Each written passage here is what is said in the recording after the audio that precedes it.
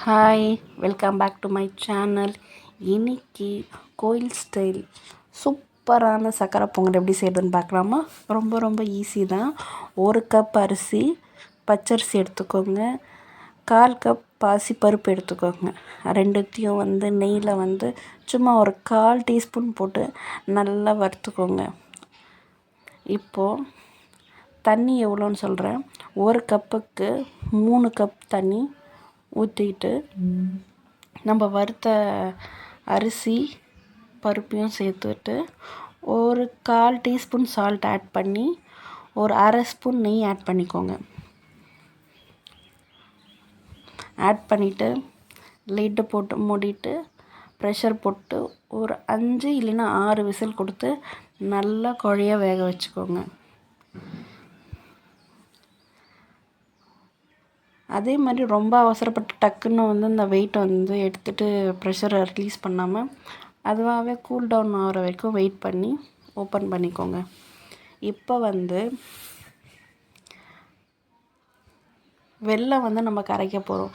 இப்போ 1 கப்பு அரிசி 1/4 cup வெல்லம்னா 2 cup வெல்லம் எடுத்துக்கோங்க.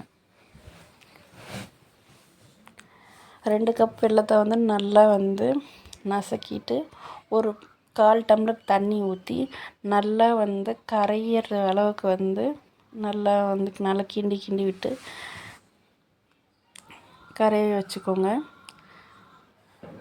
இப்போ ஸ்டவ் ஆஃப் பண்ணிவிட்டு அகெயின் நம்ம வேக வச்சுருக்கோம் இல்லையா அரிசி பருப்பு, அதை நல்லா கிளறி விட்டுட்டு இந்த வெல்லத்தை கரைச்சோம் இல்லையா அதை ஆட் பண்ணிக்கோங்க. நல்லா கரைச்சிக்கோங்க. இதுலேயே 2-3 லம்ஸ் இருக்குது.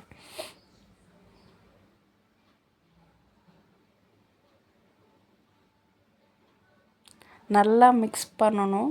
அந்த வெல்லம் தண்ணி நல்லா எல்லா இடத்துலையும் நல்லா மிக்ஸ் பண்ணதுக்கப்புறம் முந்திரி நான் கீயில் ஃப்ரை பண்ணி ஆட் பண்ணியிருக்கேன். இப்போ தான் நான் ஃபைனலாக இந்த சக்கரை பொங்கலுக்கு கீ ஆட் பண்ணுறேன். ஃபஸ்ட்டு ஒரு 1/4 டீஸ்பூன் போட்டு அரிசி வறுத்தோம் இல்லை அப்போ ஆட் பண்ணோம். அதுக்கப்புறம் ஒரு 1/2 ஸ்பூன் வேக வைக்கும் போது ஆட் பண்ணேன். இப்போ தான் ஃபைனலாக ஒரு 2 ஸ்பூன் கீ நல்லா தாராளமாக விட்டு மிக்ஸ் பண்ணிவிட்டு இந்த பச்சை கற்பூரம் பார்த்திங்கன்னா ஒரு 2 கடுகு அளவு சைஸ் எடுத்து நல்லா நசுக்கி நல்லா தூள் பண்ணி போட்டுக்கோங்க. அப்படியே போட்டிங்கன்னா ஒரே இடத்துல அப்படியே கட்டியாக இருந்தால் சாப்பிட நல்லா இருக்காது. சக்கரை பொங்கல் ரெடி ஆயிடுச்சு. இந்த வீடியோ பிடிச்சிருந்தால் லைக் பண்ணுங்கள், ஷேர் பண்ணுங்கள். தேங்க்ஸ் ஃபார் வாட்சிங். சப்ஸ்கிரைப்.